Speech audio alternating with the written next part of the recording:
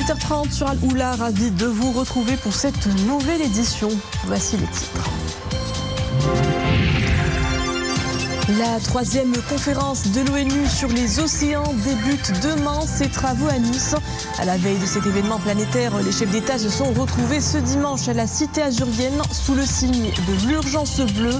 Objectif, plancher sur des solutions innovantes pour sauver les océans qui assurent notre survie. Eid al-Adha, ils sont nombreux à savourer l'ambiance de fête dans les bras de Dame Nature. Nous verrons à Chefchaouen, la cité bleue est prise d'assaut par les touristes. Des visiteurs venus des 4 coins du royaume profitent de ses décors apaisants et de son environnement verdoyant.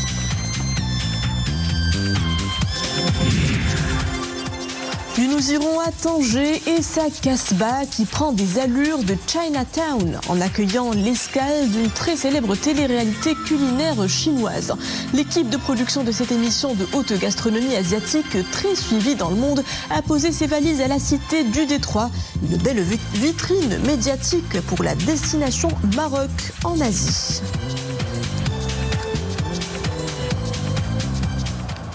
Bonsoir. Avant le développement de ces titres, se rappelle hier, Sa Majesté le roi Mohammed VI Amir al-Mouminin a accompli la prière de l'Eid al-Adha béni à la mosquée Hassan II à Tétouan.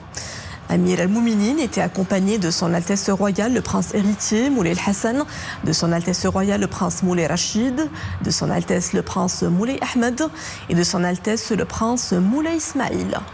Après la prière de l'Eid, Allahu Akbar. Allahu Akbar. Assalamu alaykum. Assalamu alaykum. Après la prière de l'Aïd, l'imam a mis en avant dans son prêche les significations spirituelles profondes de l'Aïd al-Adha qui couronne les 10 premiers jours de Dhul Hijjah, notant que cette fête n'est pas une occasion passagère, mais elle est porteuse de significations religieuses fortes illustrant l'attachement profond des membres du peuple aux différents aspects de la sainte religion. Par la suite, Sa Majesté le roi Amir al-Mouminin a procédé en son nom et au nom de son peuple fidèle au rituel du sacrifice alors que des coups de canon retentissant à l'occasion de ce jour de fête. À cette occasion, Sa Majesté le roi Amir al-Mouminin, accompagné de son Altesse royale le prince héritier Moulay Hassan, de son Altesse royale le prince Moulay Rachid et de son Altesse le prince Moulay Ahmed, a reçu les vœux du chef du gouvernement, des présidents des 2 chambres du Parlement, du président délégué du Conseil supérieur du pouvoir judiciaire, premier président de la Cour de cassation, du président du ministère public, procureur général du roi près la Cour de cassation, des présidents des instances constitutionnelles et de plusieurs hautes personnalités civiles et militaires.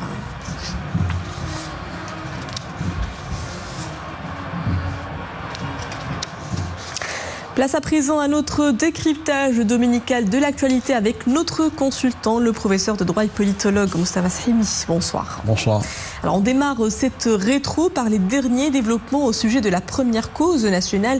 Cette semaine a été émaillée de percées diplomatiques majeures avec en prime des appuis forts de pays influents à l'échelle mondiale, à l'instar du Royaume-Uni ou encore de pays influents à l'échelle régionale et continentale. Je cite notamment le Ghana et la Gambie qui ont à leur tour exprimé des positions favorables cette semaine à la souveraineté du Maroc sur son Sahara.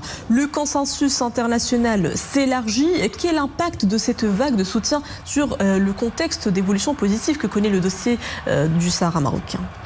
L'impact est le suivant, c'est une dynamique qui traduit des avancées de la diplomatie du Royaume et donc l'élargissement du périmètre du consensus autour de la question nationale.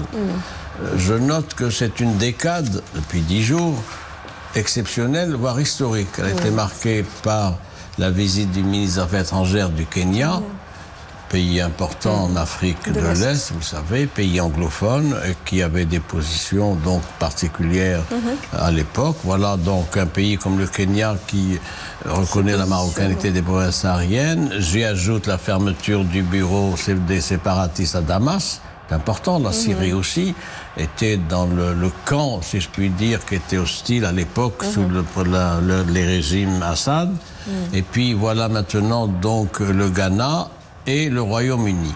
Le Royaume-Uni, c'est important dans l'agenda. C'est d'abord une puissance importante, influente, qui est membre du Conseil de sécurité. Et je dois dire, sur ce plan-là, donc, il y a eu un certain nombre d'avancées pour ce qui est du Royaume-Uni. Il y a eu le secrétaire d'État américain qui était là, anglais qui était là. Il a signé un communiqué commun extrêmement important, réitérant le soutien de Londres donc à la cause nationale, et également des accords, c'est extrêmement important. Et donc je crois que ça, c'est quelque chose d'historique, que la nouvelle position du Royaume-Uni sur la question nationale.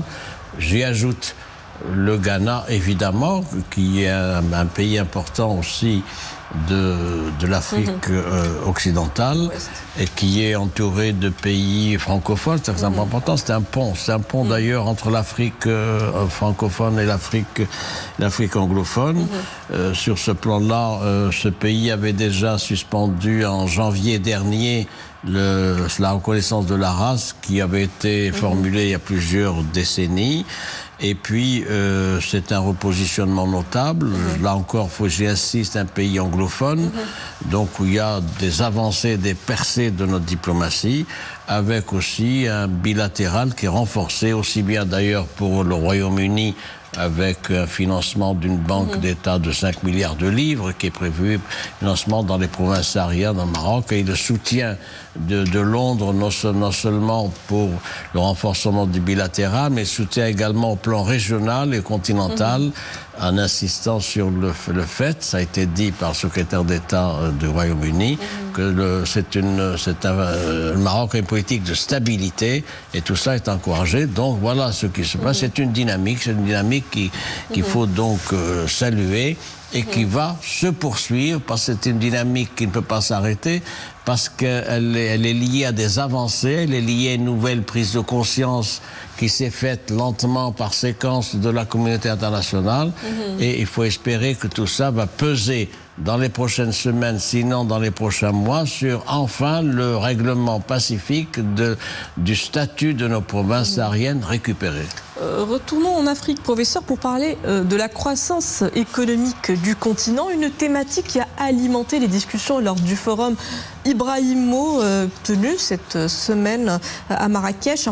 Les participants ont notamment pointé du doigt une baisse significative de la part de l'aide publique accordée à l'Afrique, au développement en Afrique, notamment en matière de financement climatique. Cette tribune panafricaine serait-elle en train de devenir un porte-voix du continent qui résonne à l'échelle internationale? C'est une fondation extrêmement importante qui a été fondée, vous savez, en 2006-2007 par un grand opérateur anglo-soudanais qui a fait fortune dans les télécoms, notamment en Afrique, et qui a décidé donc de faire œuvre philanthropique en mobilisant les cessions de son empire économique et financier en faveur donc d'un certain nombre de grandes causes humanitaires. C'est extrêmement particulier, c'est à saluer. Le thème de ce forum, c'était quoi? C'était la mobilisation d'un financement pour le développement en Afrique. Je crois que ça, c'est important.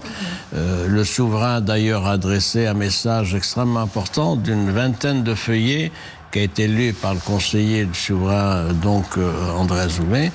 C'est un texte important, c'est pas qu'un texte de circonstance, c'est un texte où il y a une doctrine et une vision qui est celle-là même qui avait été formulée voici 11 ans dans le discours du souverain d'Abidjan de février 2014. Donc vous voyez qu'il y a de la continuité de la conférence. Il y a 4 axes qui ont été mis en relief dans le message royal, qui est un discours. Premier axe, évidemment, la nécessité de rechercher un nouveau paradigme de développement, c'est-à-dire un nouveau montage, une nouvelle formule. Deuxième axe, il faut améliorer l'environnement institutionnel, économique, social. Troisième axe, il faut dynamiser les échanges commerciaux intra-africains qui sont médiocres, ils sont de 15%. C'est médiocre pour ce qui est de l'Union européenne, ils sont de plus de 70%. Donc le développement ne peut se faire que par la promotion des échanges intra-africains. Quatrième axe, évidemment, la valorisation des ressources naturelles. Le souverain aussi insisté sur la nécessité de préparer, d'élaborer des solutions innovantes, solidaires, et adaptée aux réalités du continent. Il a relevé enfin que le Maroc est un catalyseur stratégique des partenariats Sud dans l'esprit de ce que j'ai dit auparavant, le discours d'Abidjan et toutes les prises de position du souverain. Avec le Maroc se distingue pas par des discours mais par des projets structurants qui sont concrets. Lesquels, dans le discours royal, il est fait référence au gazoduc africain atlantique, vous le savez, Maroc-Nigeria, également l'initiative atlantique du Maroc pour permettre l'accès des pays enclavés du Sahel à l'Atlantique, et donc c'est extrêmement important. En conclusion, il y a un gros problème de financement. 1, 2, l'Afrique doit mobiliser davantage ses propres ressources. 3, il y a là un modèle important. Alors, également à la une de l'actualité, professeur, le coup d'envoi dans une semaine de l'opération Marhaba 2025. L'heure du séjour à la mère patrie a donc sonné pour nos compatriotes à travers le monde. Et cette année, l'opération de transit étoffe son offre maritime afin de répondre au flux conséquent attendu de Émireux. Quelle lecture faites-vous de ce nouveau plan d'action déployé afin d'accompagner une opération d'une telle envergure ? D'abord l'agenda, l'opération Marhaba c'est du 15 juin au 15 septembre, donc dans 8 jours elle va démarrer. Et le ministre des Affaires étrangères Sabourilta a fait le point voici une dizaine de jours devant la Chambre des conseillers en expliquant donc la position et les initiatives du Maroc aux parlementaires. Alors, c'est un dispositif important qui est amélioré, élargi cette fois-ci par rapport aux précédentes expériences. Il y a plus de 1200 éléments qui sont mobilisés, notamment des assistantes sociales et des médecins. Il y a une flotte, maintenant la logistique, il faut en parler. Il y a une flotte de 29 navires avec 7 opérateurs. Également 12 lignes pour la desserte, 12 lignes venant d'Italie, de France et d'Espagne, c'est à noter. Une capacité journalière d'accueil pour ce qui est de ne serait-ce que pour Tanger Med, c'est 41 000 passagers jour, c'est extrêmement important, avec 11 000 véhicules, donc un dispositif de fluidité et de sécurité. J'y ajoute qu'on s'attend évidemment à des chiffres importants. L'année dernière, c'était 3 700 000 passagers, c'est extrêmement important, avec 800 000 véhicules. Et je dois noter aussi la coopération, il faut le dire, exceptionnelle avec l'Espagne, qui s'est mobilisée aussi dans ce sens-là, avec une réunion mixte qui a eu lieu il y a quelques semaines, suivie par d'autres. Il y a, pour ce qui est de l'espagnol, il y a la présence d'infirmiers, d'ambulances, etc. Enfin, c'est un modèle de coopération, sud-nord, nord-sud sur ce plan-là, et c'est la plus grande opération de transit dans le monde, il faut le noter. Enfin, l'administration consulaire n'est pas en reste, puisqu'il est prévu, le ministre l'a dit, une permanence totale des consulats, 7 jours sur 7, 24 heures sur 24, pour prêter aide et assistance à nos compatriotes. Un dispositif à la hauteur de cette opération humanitaire unique en son genre. Je vous remercie, professeur Mostafa Sahimi, pour tous ces éclairages. À la veille de l'ouverture officielle à Nice de la 3e conférence des Nations Unies sur l'océan, la capitale azurienne, hôte du sommet onusien, célèbre ce dimanche la journée mondiale de l'océan.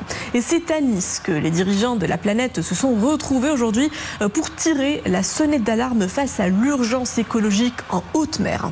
Iman Abou. À Nice, les dirigeants de la planète se retrouvent dès aujourd'hui pour discuter de l'urgence mondiale qui menace les océans. Les ONG et les petits États insulaires espèrent que ce sommet qui s'ouvre demain sur la Côte d'Azur ira au-delà des simples discours sur une série d'enjeux à l'actualité brûlante. Au niveau mondial, seulement 2,7% de l'océan bénéficie des plus hauts niveaux de protection. C'est le moment pour que l'humanité agisse face aux défis qui menacent les océans. Plusieurs mécanismes sont déjà en place et ils sont en mesure d'amorcer un tournant majeur. Des solutions existent en effet. Nous en avons largement débattu, notamment pour ce qui est de la gestion durable des ressources océaniques. Il faut rompre avec les schémas anciens qui ont montré leurs limites. À ce jour, la protection de l'océan est le moins bien financé des 17 objectifs de développement durable de l'ONU. Quelques 175 milliards de dollars par an sont nécessaires pour atteindre l'objectif de développement durable de l'océan d'ici 2030. Selon un rapport du Forum économique mondial de 2022, cet objectif est loin d'être atteint. Et pourtant, ces espaces bleus sont notre système de survie. La ressource océanique, c'est à peu près 150 millions d'emplois dans le monde. C'est entre 3 et 5% du PIB mondial. C'est 3 milliards d'individus qui dépendent des océans pour leurs apports en protéines, et beaucoup de pays en développement en particulier dépendent essentiellement de la protéine du poisson. Donc c'est un élément fondamental dans notre équilibre économique mondial. Après New York en 2017 et Lisbonne en 2022, cette nouvelle édition se veut une étape majeure dans l'agenda international de la gouvernance des océans. Confrontés à de nombreux défis, à leur tête, les changements climatiques, la hausse du niveau des mers, la pollution marine, la surpêche ou encore la pêche illégale. Aïd al-Adha, une célébration religieuse qui marque également un cœur de saison pour le tourisme interne. En ce deuxième jour de l'Aïd, de nombreuses familles choisissent de prolonger l'ambiance de fête en dehors des foyers. Ils trouvent autour de Chefchaouen et ses recoins ombragés un refuge de choix pour des retrouvailles au grand air. Un rebond d'arrivée bienvenu pour le tourisme local. Yassine Benjeloun, Abdelali Gnouni et Zakaria Mouklinbillah. Chefchaouen, la perle bleue du Nord. En ce week-end de Aïd al-Adha, la ville accueille de nombreux visiteurs. Dans ses ruelles enchevêtrées, l'affluence est bien palpable. Visiteurs marocains et étrangers se baladent dans les sites les plus connus, Ras Elma, la Kasbah ou les souks authentiques. Pour certains, passer l'Aïd dans cet environnement imprégné de traditions séculaires est une expérience à ne pas rater. L'Aïd s'est bien passé, alors nous avons pensé à faire un saut à Chefchaouen. La perle bleue vaut le détour. La ville est propre et bien aménagée. Il y a beaucoup de visiteurs. J'arrive de Tunisie. Chefchaouen est une ville splendide. Chez nous, nous avons une ville un peu similaire, Sidi Bou Saïd. Mais Chefchaouen a un charme particulier. Niché au milieu des montagnes, et même son littoral, la cité est géniale. Les gérants d'unités hôtelières et de restaurants se sont bien préparés à cette période de fête. La perle bleue n'est plus une destination saisonnière, mais connaît une dynamique touristique continue, avec une hausse perceptible du tourisme interne. Au niveau de notre unité hôtelière, nous nous sommes préparés à la saison estivale avec des programmes variés, incluant activités sportives et soirées musicales variées. À l'occasion de Aïd al-Adha, nous présentons des plats typiques de l'Aïd, tels que la viande cuite à la vapeur, les grillades et les fritures. Doté d'une position stratégique au carrefour de Tétouan, Ouadlaou et Akchour, Chefchaouen est une destination prisée des touristes tout au long de l'année. La ville se prépare à la saison estivale en offrant comme à son habitude une belle évasion de verdure et de fraîcheur. Pendant que Chefchaouen séduit les nationaux par son calme et son authenticité, Tanger joue la carte de l'international en accueillant l'escale d'une très célèbre télé-réalité culinaire chinoise qui cartonne depuis son lancement en 2017. Chinese Restaurant, c'est le nom de cette émission suivie par plus de 200 millions de téléspectateurs. L'émission a pour vocation de mettre en avant la haute gastronomie chinoise tout en l'associant à d'autres cuisines du monde. La présence de cet événement télévisuel au Maroc devrait avoir un impact considérable sur l'attrait du royaume auprès de nos amis chinois. C'est un reportage de Dominique Orlando avec Saïd Najah et Mohamed Jabri.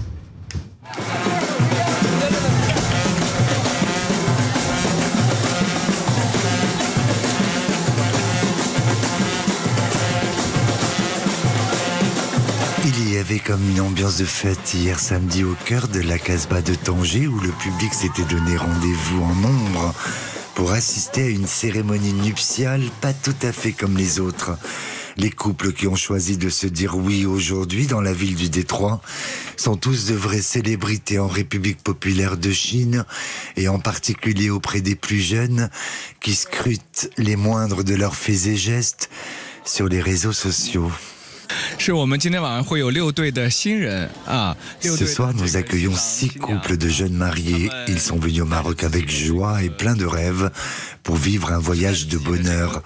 À l'occasion de l'ouverture de notre émission Channez Restaurant au Maroc, nous avons voulu leur offrir un moment inoubliable, une cérémonie de mariage unique ici même. Nous espérons que cette soirée leur laissera un souvenir précieux à la fois romantique et empreint de culture marocaine. Pour cela, nous avons invité des musiciens traditionnels du Maroc, préparé une décoration inspirée des mariages locaux, des fleurs magnifiques et même, comme vous le voyez, un palanquin traditionnel pour la cérémonie. Je pense que ce tournage a été vraiment exceptionnel. Tout d'abord, comme je l'ai dit, c'est la première fois que notre équipe vient en Afrique. Pour nous, c'est un tout premier pas vers ce continent. Et surtout, nous avons choisi le Maroc, un choix que nous trouvons très judicieux, en particulier la ville de Tanger. C'est une ville qui allie l'héritage d'une ancienne médina et une atmosphère d'échange multiculturel très riche. Nous avons aussi visité la cité technologique de Tanger où de nombreuses entreprises chinoises du secteur des énergies nouvelles sont déjà implantées. Cela montre que le Maroc est un marché très ouvert et tourné vers l'avenir.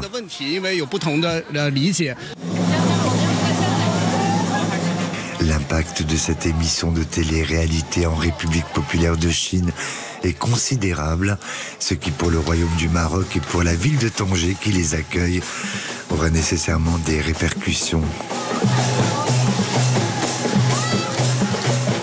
Très intéressant parce que c'est comme exemple l'année dernière ils ont tourné dans les banlieues de Paris, je pense à Beauvais, et le restaurant ils ont tourné et l'émission elle était vue par 200 millions de personnes et 3,5 milliards dans les médias sociaux.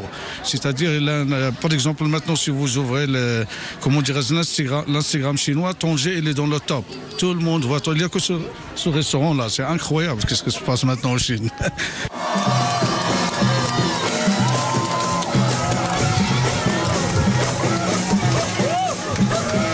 C'est dire l'importance de l'image dans la promotion d'une destination touristique comme le Maroc, qui devrait très rapidement connaître une envolée significative des arrivées en provenance de Chine. Vaste pays, vaste culture dont la gastronomie est aujourd'hui appréciée à travers le monde. C'est justement ce bouquet de saveurs made in China que vise à faire connaître à chacune de ces escales ce télécrochet au succès déjà gargantuesque. Dans le reste de l'actualité, cette opération sécuritaire hier soir à Tanger, la police locale a interpellé un individu soupçonné d'implication dans un accident de la circulation avec délit de fuite et conduite dangereuse, mettant en péril la sécurité des usagers de la route. Les services de sûreté ont interagi en toute célérité avec une vidéo relayée sur les réseaux sociaux montrant le suspect conduire de façon périlleuse en plein centre de Tanger. Le véhicule du mis en cause a été saisi et envoyé à la fourrière municipale pour les besoins de l'enquête. Le suspect a été, lui, placé en garde à vue à la disposition de l'enquête judiciaire menée sous la supervision du parquet en vue d'élucider les tenants et les aboutissants de cette affaire.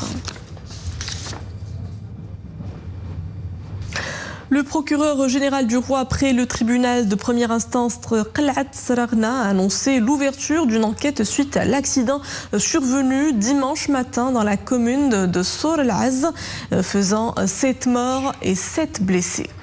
Le parquet a ordonné l'ouverture d'une enquête à ce sujet, le suivi de l'état de santé des blessés et le transfert des dépouilles des victimes à la morgue de l'hôpital provincial en vue d'accélérer les démarches d'enterrement. C'est ce qu'a précisé le procureur dans un communiqué.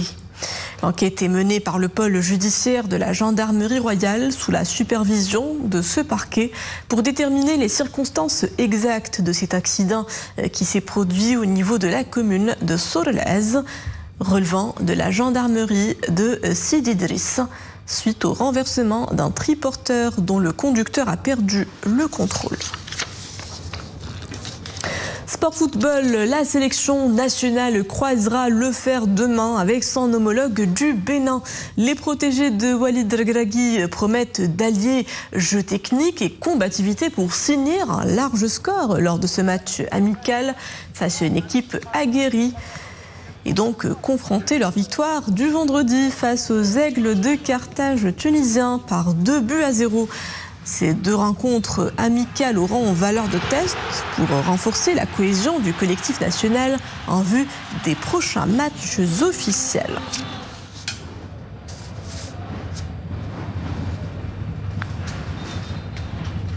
Et c'était la page de fin de ce journal. Merci à vous de l'avoir suivi. Le retour de l'information en langue arabe est à 21h. Excellente suite des programmes à tous sur Al Oula.